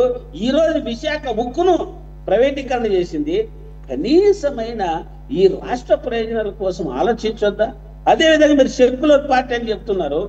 రాష్ట్రపతి ఉపరాష్ట్రపతి అనేది ఒక రాజ్యాంగబద్ధంగా విలువైనటువంటి హోదా కలిగినటువంటి పదవులవి. అటువంటప్పుడు మీరు గౌరవంగా ఏం చెప్పాలి? అయ్యా మా బలము లేదు, మేము లేకపోయినా మీరు గెలుస్తారు కాబట్టి మేము స్వతంత్రంగా ఉండదలుచుకున్నాం, ఎవరికి మద్దతు ఇవ్వము అని చెప్పింటే మీకు గౌరవంగా ఉండేది. కాబట్టి మీరు రాష్ట్ర ప్రయోజనాలు కాదు, దేశ ప్రయోజనాలు కాదు, కేవలం మీ మీద ఉన్న కేసులు, మీ మీద ఉన్నటువంటి అవినీతి అక్రమాలను కప్పిపుచ్చుకోవడానికి, కాపాడుకోవడానికి, జైలుకి వెళ్లకుండా ఉండడానికి చేసినటువంటి దుర్మార్గమైన ద్రోహం ఇది. నేను ఇప్పుడు ఇలాంటి పదాలు మీ మీద ఎప్పుడు వాడలేదు. ఈ రోజు చూసిన తర్వాత కడుపు మండుతుంది. ఎట్లా సపోర్ట్ చేస్తారు మీరు అంత దుర్మార్గమైన మతోన్మాదానికి? ఎట్లా సపోర్ట్ చేస్తారు మీరు సెక్యులరిజాన్ని నాశనం చేసినటువంటి పార్టీకి? ఎట్లా సపోర్ట్ చేస్తారు ఈ రాష్ట్రానికి తీవ్రమైన ద్రోహం చేసిన పార్టీకి? మేమందరూ ఎప్పుడూ అనేవాళ్ళం, ఏదైనా రాజకీయ విధానం వచ్చినప్పుడు తెలుగుదేశం మీకేం తేడలేదు అనేవాళ్ళం. కానీ ఈరోజు తెలుగుదేశం కూటమి కంటే దిగజారి ఈరోజు మీరు సపోర్ట్ చేశారు. వాళ్ళు ఎట్లా ప్రజలు వాళ్ళని ఈసరించుకుంటారో, ప్రజలు రేపు ముఖం మీద ఉమ్మేస్తారు. మీరు కూటమిలో చేరారు, ఈ రాష్ట్రానికి ఏమో ఒరగబెట్టారని ఇప్పుడు కాకపోయినా రేపు ఎన్నికల్లో వాళ్ళని నిలేస్తారు. కానీ మీరు సీట్లు లేవంటున్నారు, ఎన్డీఏకి బలం ఉందంటున్నారు. మరి అంత ఉన్నప్పుడు మీ బలంతో వాళ్ళకేం అవసరం ఉంది? కాబట్టి మీరు ప్రజలకు స్పష్టమైన సమాధానం చెప్పాలి. ప్రజల్ని మరొకసారి చెప్తాను, నయ్య వంచన చేశారు మీరు ప్రజల్ని, ఆంధ్ర రాష్ట్ర ప్రజల్ని వంచన చేశారు మీరు. సమాధానం చెప్పాల్సిన బాధ్యత మీ మీద ఉంది. అందుకోసమే దీన్ని తీవ్రంగా పరిగణిస్తున్నాం. ఎన్డీఏ ఇండియా బలాబలాల్లో అంత తీవ్రంగా కనపడుతున్నాయే. ఈరోజు తెలుగుదేశం కూటమి దుర్మార్గంగా వ్యవహరించినందుకే నరేంద్ర మోడీ అధికారంలోకి వచ్చిన విషయం అందరికీ తెలిసిందే. మీరు తెలుగుదేశం జనసేన సపోర్ట్ చేస్తే ఇండియా 100% గెలుస్తుంది. ఎందుకు గెలవదు? మీ వల్లే ఈరోజు బీజేపీ, మీ వల్లే దేశంలో మతోన్మాదం పెచ్చరిల్లిపోతుంది. మీ ఇద్దరు కలిసి రాష్ట్రంలో మతోన్మాదాన్ని పెంచి పోషిస్తున్నారు. తెలుగుదేశం కూటమి వైసీపీ వల్లే ఈరోజు ఆంధ్ర రాష్ట్రంలో బీజేపీ బలపడుతుంది. కాబట్టి తలా పాపం తీలేని పిడకడ మీదే. ఇప్పటికైనా మీరు గ్రహించి మీ అధినాయకుని ఒత్తిడి తెచ్చి న్యూట్రల్ కన్నా ఉండండి, లేదా ఇండియా బ్లాక్ వైపు అన్నా రండి. ఏదో ఒకటి చేసుకోవాల్సిన సమయం ఆసన్నం ఏంటంటే మీకు విజ్ఞప్తి చేస్తున్నాను. ఆల్రెడీ వెళ్ళిపోయారండి బాబు, మీరు మళ్ళీ ప్రత్యేకంగా మరి అడుగుతున్నారు అనౌన్స్ చేయమని చెప్పేసి. రావాలి బయటికి, మేము తప్పు చేశాము, బీజేపీకి సపోర్ట్ చేయము అని రావాలి. బాజీ గారు కంక్లూడ్ చేసేద్దాము, జస్ట్ 1 minute ఇచ్చి. క్లియర్గా తెలిసింది, మనం ఎంత మాట్లాడుకున్నా వాళ్ళు చెప్పకపోయినా కానీ ఇది ఖచ్చితంగా స్వప్రయోజనాలను దృష్టిలో పెట్టుకుని ఆ కేసులు సిబిఐ ఈడీ అయిన పక్కన పెడతాం. అయితే పాతవి అది వదిలేసేద్దాము. ఇప్పుడు జరుగుతున్నటువంటి 2019-24 మధ్య జరిగినటువంటి అన్ని రకాలటువంటి స్కామ్ల మీద అని అంటున్నారు కదా, సరే కేసులు అనుకుందాం కాసేపు. ఆ కేసుల మీద కూడా ఈ రకమైనటువంటి ఒక ఎఫెక్ట్ తీసుకొచ్చే క్రమంలో కూడా ఈ నిర్ణయం తీసుకునే అవకాశం ఎందుకు లేదంటారు? ఆ రకంగా కూడా ఈ అవకాశాన్ని వైసీపీ ఉపయోగించుకుంది అనుకోవచ్చా? ఖచ్చితంగా అండి. ఇప్పుడు 2019 నుంచి 25 మధ్య కాలంలో వీళ్ళ పరిపాలనలో అనేక రకాల అవినీతి జరిగింది. ఇసుక కానివ్వండి, లిక్కర్ కానివ్వండి, 36 శాఖల్లో ప్రతి శాఖలో కూడా అవినీతి జరగని శాఖ అంటూ లేదు. ఎంతో కొంత మొత్తం తినిపడేశారు పందికొక్కుల్లాగా. ఈ తిన్న సొమ్ములో మరి కొంత భాగం ఢిల్లీకి కూడా పంపారు, అమిత్ షా గారికి, బీజేపీ అగ్రనాయకత్వానికి అనేది కూడా చెప్పుకున్నారు. ఆ మధ్య ఆరోపణలు వచ్చినాయి. ఇప్పుడు వీళ్ళు సీక్రెట్ గా వీళ్ళు వాళ్ళతో దత్తపుత్రుడు కాదు, పార్ట్నర్స్ వీళ్ళు. ఏదైతే బీజేపీతో పార్ట్నర్స్. నేను ఒకటే అడుగుతున్నా రమేష్ గారిని, అంజాద్ బాషా ఎవరండి? ఉప ముఖ్యమంత్రి, మైనారిటీ మంత్రిగా ఉన్నాడు. ఆయన ఏం మాట్లాడాడు? 2020 ఫిబ్రవరి 12వ తారీఖు గూగుల్లో సెర్చ్ చేయండి. ఏం మాట్లాడాడు? మేము సిఏఏ 370 ఆర్టికల్ 370కి ఎన్ఆర్సీకి మేము వ్యతిరేకం, ముస్లింస్ యొక్క పరిరక్షణ కోసం వాళ్ళ ఇంట్రెస్ట్ కాపాడుతాము, మేము పొరపాటును కూడా మద్దతు ఇవ్వమని మాట్లాడాడు ఉప ముఖ్యమంత్రి, మైనారిటీ శాఖ మంత్రి ఈ రాష్ట్రంలో. కానీ వీళ్ళు పోయి ఢిల్లీలో సపోర్ట్ చేశారు ఆ బిల్లులకి. దీనికి సమాధానం చెప్పండి. మీరు మోసం కాదా? అది దగా చేయటం కాదా? ఇక్కడ వచ్చేసి టోపీలు, నెత్తి మీద టోపీలు పెట్టించుకోవటం, మేము ముస్లింస్ కి, మైనారిటీలకి, క్రిస్టియన్స్ కి, దళితులకి పార్టీ మాది అని చెప్పుకోవటం, అక్కడికి పోయి వాళ్ళ సంకనాగటం. ఏంటండి ఇది? మోసం కాదా? చెప్పండి. అక్కడికి వెళ్ళి మీరెత్తిన టోపీ పెట్టడం మా అన్నతో టోపీ పెట్టడం నిజమే పాపం. ఇప్పుడు ఆయన బైబిల్ పట్టుకుని తిరుగుతున్నాడు, క్రిస్టియను, ఆయన మతతత్వానికి వాటికి లొంగడు అనుకున్నాం మేము. కానీ చూడండి ఇప్పుడు అట్లాగా సార్, ఎన్ని బిల్లులకు వీళ్ళు uniform civil code, national civil service authority bill, article 370, NRC CAA, అట్లాగే 2023లో మరి రాజధాని ప్రాంతంలో బ్యూరోక్రాట్స్ ని వాళ్ళ కేంద్రం అధీనంలో తెచ్చుకునే ఒక బిల్లు, వీటన్నిటికీ వీళ్ళు మద్దతు ఇచ్చారు. వక్ఫ్ బోర్డుకి మోసం చేశారు. వక్ఫ్ సవరణ బిల్లుకి ఏం చేశారు? లోక్సభలోనేమన్నా వ్యతిరేకించారు, రాజ్యసభలో ఊరికే ప్రసంగంలో సుబ్బారెడ్డి గారు వ్యతిరేకిస్తుంటే ప్రసంగించారు, ఓట్లు మాత్రం ఫేవర్ గా చేశారు. ఇది మోసం కాదా?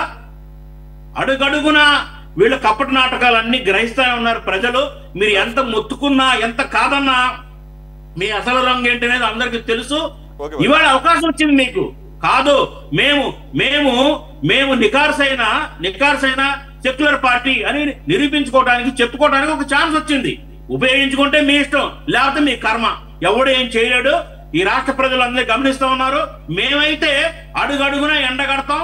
మీ ఆటలు సాగవు ఇక భవిష్యత్తులో. ఈ రాష్ట్రంలో మీ అసలు రంగు ఏంటో, మీ అసలు ఉద్దేశాలు ఏంటో మేము ప్రజల దగ్గరికి ఖచ్చితంగా తీసుకెళ్తామండి. వీళ్ళు ఏంటంటే కేవలం ఆ కేసుల నుంచి తప్పించుకోవటం. ఇప్పుడు అన్ని బట్టబయలవుతాయి. ఈయన గనక ఒక్క మాట మోడీకి కానీ ఎన్డీఏ వ్యతిరేకంగా మాట్లాడితే ఈయన యొక్క అసలు రంగంతా ఓడదీస్తారు వాళ్ళు అని భయపడి మాత్రమే వీళ్ళు ఇట్లా నాటకాలు ఆడుతున్నారండి. అంతకంటే వేరేదేమీ లేదు. ఏమండి, ఓటు దొంగతనం జరుగుతుంది ఈ దేశంలో, పెద్ద చర్చగా మారింది గత వారం రోజుల నుంచి. ఒక్క మాట మాట్లాడారండి జగన్మోహన్ రెడ్డి గారు? చెప్పండి, ఆయనకు బాధ్యత లేదా? ఒక రాష్ట్రంలో ముఖ్యమంత్రిగా చేశాడు, ఒక పార్టీకి అధ్యక్షుడిగా ఉన్నాడు. మీకు బాధ్యత లేదా? ఓటు దొంగతనం పెద్ద ఎత్తున ఈ దేశంలో జరుగుతుందంటే దాని మీద ఎందుకు కామెంట్ చేయడు? భయపడి మాట్లాడాయన. కాబట్టి ఏంటంటే మీ రంగులేంటో, మీ డ్రామాలేంటో ప్రజలందరికీ తెలుసు. మీరు ఎన్ని చెప్పుకున్నా గానీ, ఎంత సమర్థించుకున్నా గానీ ఎవడు నమ్మే పరిస్థితుల్లో లేరు. రేపు వచ్చే ఎలక్షన్ లో ఈ 11 కూడా ఉండవు మీకు. ఇవాళ కాస్త కోసం 39 ఓటు షేర్ అంటున్నారు. 39 కాదు, 9% ఓటు షేర్ కూడా మీకు మిగలదు. కాబట్టి నేను చెప్తున్నా, మీరు ఇప్పటికైనా బుద్ధి తెచ్చుకోండి. మీరు రియలైజ్ అవ్వండి. మీరు ఏం చేస్తున్నారో చూడండి. ఈ దేశానికి సమగ్రతకి చేతిలో ఉంటే ఆయన చేసేవాళ్ళండి. అది రమేష్ గారి చేతిలో ఉంటే ఆయన ఆ రకంగా వ్యవహరించేవాళ్ళు కాదు. నాకు తెలుసు ఆయన గురించి. ఆయన చేతిలో లేని పని అది. ఆయన చేతిలోనే కాదండి, ఆయన చేతిలోనే కాదు. సురేష్ గారు ఒక్క నిమిషం. సురేష్ గారు ఇంకొక ఆయన మాట్లాడారు. ఆయన ఏ పార్టీ సార్? మా సిపిఎం పార్టీ, వెంకటేశ్వర్లు గారు. సిపిఎం పార్టీ ఉన్నారు. మీరు టీడీపీ వాళ్ళు వస్తారన్నారు, రాలేదండి? లేదు, వాళ్ళు ఇది లాస్ట్ మినిట్ లో వాళ్ళు ఏదో వేరే ఎంగేజ్ అయ్యారంట. ఇప్పుడు బాజీ గారు కాంగ్రెస్ నుంచి మాట్లాడినా, సిపిఎం పార్టీ నుంచి వాళ్ళు మాట్లాడినా ఏదో మేము కేసుల గురించి భయపడిపోయి మాట్లాడలేదు అన్న విధంగా ఇందా నుంచి కూడా వీళ్ళు మాట్లాడుతున్నారు. జగన్మోహన్ రెడ్డి గారి మీద ఇప్పటి వరకు ఉన్న కేసులన్నీ కూడా ఆల్రెడీ ఛార్జ్ షీట్లు వేసేసి కోర్టుల్లో ఉన్నాయి. దానికి బీజేపీ వాళ్ళు చేసేది ఏముండదు, కాంగ్రెస్ వాళ్ళు చేసేది ఏముండదు. మళ్ళీ కొత్తగా ఆయన మీద కేసులు పెట్టినా జగన్మోహన్ రెడ్డి గారు ఆల్రెడీ ఇబ్బందులు గతంలో పడిన వ్యక్తే. ఆ ఇబ్బందులన్నింటినీ కూడా ఎదుర్కోగల సత్తా ఉన్న వ్యక్తి. ఆయన ఎదుర్కోగలడు. ఏ రోజు కూడా కేసులకి భయపడే వ్యక్తి అయితే ఆ రోజునే కాంగ్రెస్ పార్టీ సోనియా గాంధీ సంఖలో దూరేవాడు జగన్మోహన్ రెడ్డి గారు. అలా భయపడని వ్యక్తి కాబట్టే ఆ రోజున సోనియా గాంధీ ఆ రోజున ప్రపంచంలోనే పవర్ఫుల్ మహిళగా ఉన్న సోనియా గాంధీని ఎదిరించాడు, బయటకు వచ్చాడు, పార్టీ పెట్టుకున్నాడు, ముఖ్యమంత్రి అయ్యాడు ఆయన. ఈ రోజున మళ్ళీ ఏదో కలిసిన తర్వాతే బెయిల్ వచ్చిందని అంటున్నారు కదా సార్. సురేష్ గారు ఒక్క నిమిషం. ఆవిడ వెళ్ళి రిక్వెస్ట్ చేసుకున్న తర్వాతే బెయిల్ వచ్చిందని అంటున్నారు. మరి అంత సినిమా లేదండి. ఎవరిని ఇప్పుడు మీరు ఇందాడు అడిగారు, ప్రణబ్ ముఖర్జీ గారు పోటీ చేసినప్పుడు ఎవరన్నా పోటీ చేశారో లేదా అని చెప్పి. పిఏ సంగమా గారు పోటీ చేశారు. అలాగే రామ్నాథ్ కోవింద్ గారు పోటీ చేసినప్పుడు మీరా కుమార్ గారు పోటీ చేశారు. ద్రౌపది ముర్ము గారు పోటీ చేసినప్పుడు యశ్వంత్ సిన్హా పోటీ చేశాడు. అలాగే వెంకయ్యనాయుడు గారు పోటీ చేసినప్పుడు గోపాలకృష్ణ గాంధీ పోటీ చేశాడు. జగదీష్ ధన్ఖడ్ గారు పోటీ చేసినప్పుడు మార్గరెట్ అల్వా పోటీ చేశారు. ఎప్పుడు కూడా పోటీ జరిగింది. ప్రతి ఒక్కసారి కూడా ఓకే సార్, జగన్మోహన్ రెడ్డి గారి డెసిషన్ అర్థమైపోయింది, ప్యాటర్న్ అర్థమైపోయింది సార్. కేంద్రంలో ఎవరు అధికారంలో ఉంటే వాళ్ళ క్యాండిడేట్ కి మద్దతు ఇస్తాము, అంతే కదండి. ఆ రోజున కూడా కాంగ్రెస్ పార్టీ ఏమంటే రాజ్యాంగబద్ధమైన పదవులకి జగన్మోహన్ రెడ్డి గారు ఎప్పుడూ కూడా ఏకగ్రీవం కావాలని కోరుకున్నారు. కానీ అలా కానప్పుడు ఎవరైతే గెలుస్తారో వాళ్ళకే మద్దతు ఇస్తారో. ఎవరైతే గెలుస్తారో కాదు, ఎవరు అధికారంలో ఉంటే ఎవరి అండర్లో సిబిఐ ఈడీలు పనిచేస్తాయో, ఎవరి అండర్లో ఈ కేంద్ర సంస్థలు ఉంటాయో వారికి మాత్రమే మా మద్దతు అని చెప్పండి, బాగుంటుంది. It's open secret, everybody knows it. Okay, we don't have much time. Mastan గారు ప్లీజ్ కంక్లూడ్. డిబేట్ చేస్తారు మీరు మాత్రం, వీళ్ళు ఎవరు మాట్లాడినా మాట్లాడకపోయినా మీరు నాతో డిబేట్ చేస్తారు సురేష్ గారు. ఇప్పుడు ఆయన చెప్తున్నారు సిపిఎం ప్రతినిధి గారు చెబుతున్నారు, ఆయన మీరు ఒంటిమిట్టాను పులివెందుల్లో ఓడిపోతారు కదా, అక్కడ ఓడిపోరో ప్రజల నాడి 10,000 మంది ఓట్లు అక్కడ పట్టుకోవాల్సిన ప్రజల నాడేది. ఇక్కడ ఎవరికి ఎన్ని ఓట్లు ఉన్నాయి, ఎవరు ఎన్ని ఓట్లు చేస్తారు అనేది క్లియర్ గా కనబడుతుంది. క్లియర్ గా కనబడుతున్న విషయానికి ఎక్కడో ప్రజాస్వామ్యంలో ఉన్న విషయాన్ని పోల్చిన ఇటువంటి వ్యక్తి మరి ప్రతినిధిగా ఆయన మాట్లాడుతున్నారంటే నాకు కొంచెం బాధ వేసింది అక్కడ. ఎందుకంటే ఆయన తెలుసుకోకుండా అక్కడ కనబడుతున్న అంకెలో ఎవరేంటి అనేది తెలిసిపోద్ది. ఎమ్మెల్సీ ఎలక్షన్స్ ఉన్నాయనుకోండి, అక్కడ ఉన్న ఎంతమంది సభ్యులు ఉంటారో ఆ సభ్యులు ఎటువైపు ఎవరు ఉంటారో ఆ పార్టీ విప్పులు జారీ ఓకే రమేష్ గారు ఓటింగ్ జరుగుద్ది. ఓకే రమేష్ గారు, నో ప్రాబ్లం. మరి దాన్ని పార్టీ విప్పు ప్రకారం ఓటింగ్ జరిగే దాన్ని ప్రజాస్వామ్యంలో జరిగే ఎలక్షన్లకి సిపిఎం ప్రతినిధి గారు పోల్చారంటే రమేష్ గారు ఇబ్బందికరమైనటువంటి అధికార ప్రతినిధులకు ఇబ్బందికరమైనటువంటి డెసిషన్లు తీసుకున్న రమేష్ గారు లాంటి వాళ్ళు మీడియా ముందుకు వచ్చి ధైర్యంగా మాట్లాడతారు. I appreciate that spirit. Okay, and with your own నేనే మిమ్మల్ని దాన్ని ఏమంటారు ఇన్కన్వీనియంట్ గా మాట్లాడింది నేను. సో నేనేమంటున్నానంటే అట్లాంటి వాటిని దృష్టిలో పెట్టుకుని అయినా పార్టీలో ఒక చర్చ జరిగి నిర్ణయం జరుగుంటే ఏమన్నా అదొక ప్రజాస్వామ్యయుతంగా ఉంటుంది. సార్ మస్తాన్ గారు ప్లీజ్ కంక్లూడ్. సార్ ఇప్పుడు కూడా నేను చూసాను. It's been decided, sir. It's been decided. The moment Rajnath Singh phone చేయపని ఇచ్చేవాళ్ళు సార్. ఆయన ఫోన్ అనుకుంటున్నారు కానీ ఫోన్ చేయపని ఇచ్చేవాళ్ళు కానీ. మస్తాన్ గారు ప్లీజ్. సార్ ఇప్పుడు నేను కూడా అదే అంటున్నాను, అంటే ప్రపంచంలోనే శక్తివంతమైన నాయకురాలు సోనియా గాంధీ గారిని ఎదిరించారు కదా, ఇప్పుడు నరేంద్ర మోడీ గారిని కూడా ప్రపంచంలోనే శక్తివంతమైన నేతగా చెప్తా ఉన్నారు ఇండియా. అందుకని ఆయన కూడా ఎదిరించమంటున్నాం. మన రాష్ట్రానికి జరిగిన అన్యాయం మీద, మనకు రావాల్సిన ప్రయోజనాల మీద, మనకు రావాల్సిన ప్రత్యేక హోదా మీద సోనియా గాంధీని ఎదిరించినట్టే నరేంద్ర మోడీ గారి మెడలు కూడా వంచి ఆయన మీద పోరాటం చేసి మన రాష్ట్ర ప్రయోజనాలు కాపాడాలనేది మేము కోరుకుంటున్నాం. ఆ పోరాట పంద సోనియా గాంధీ గారితో ఆగద్దు, నరేంద్ర మోడీ గారితో కూడా కంటిన్యూ చేయమంటున్నాను నేనైతే. Right, okay. వెంకటేశ్వర గారు ఉన్నారా? Right, okay. సో రమేష్ గారు ఏదేమైనా the decision has been taken. మీరు ఇంకా doubt పడుతున్నట్టున్నారు. It's been taken and unanimously the support will be given to the NDA elected candidate, selected candidate. Sir? అడగరు విశాఖ ఉక్కు కర్మాగారాన్ని తుక్కు కింద అమ్మేస్తుంటే అది అడగరు. చంద్రబాబు నాయుడు గారిని మీరు ఎందుకు సపోర్ట్ విత్ డ్రా చేయాలని అడగరు. ఇన్నాడు కూడా మీరు మస్తాన్ రావు గారు చంద్రబాబు నాయుడు గారు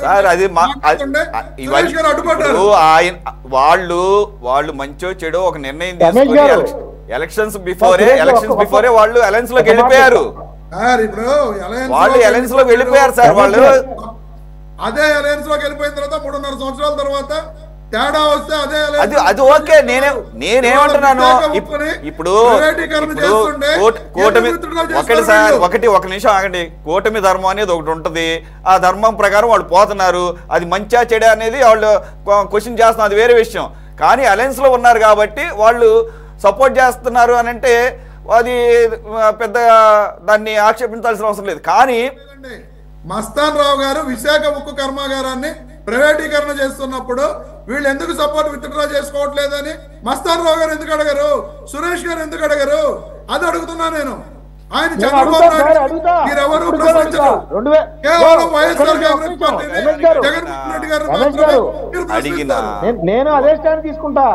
నేనేమంటానంటే రాష్ట్రంలో ఉన్న లోక్సభ సభ్యులు అందరూ ఏ పార్టీ అయినా సరే, జనసేన అయినా, బీజేపీ అయినా, తెలుగుదేశం అయినా, వైఎస్ఆర్సీపీ అయినా, అదేవిధంగా రాజ్యసభ సభ్యులు మొత్తం గంప కొత్తగా వేస్తారు చెప్తే రాష్ట్ర ప్రయోజనాలకు ఎవరికి పట్టమని చెప్పా. మొదటే చెప్పా నేను. ఈ విషయంలో ఎవరు వ్యతిరేకించారు, అందరూ గంపకొత్తగా వెళ్ళి ఓటేస్తారు చూడండి. ఇప్పుడు చెప్పారు షర్మిల గారు మొదటి నుంచి చెబుతానే ఉన్నారు, బీజేపీకి 25 ఎంపీ సీట్లు ఈ రాష్ట్రం నుంచి ఆల్రెడీ రిజర్వ్ చేయబడ్డాయి, బీజేపీ అంటే బాబు జగన్ పవన్ అని. థ్యాంక్స్ ఫర్ జాయినింగ్ రమేష్ గారు, మస్తాన్ గారు, బాజీ గారు అండ్ వెంకటేశ్వర గారు. ఇది వాటి టాప్ డిబేట్. మరో అంశంతో మళ్ళీ కలుద్దాం. State into city 24/7.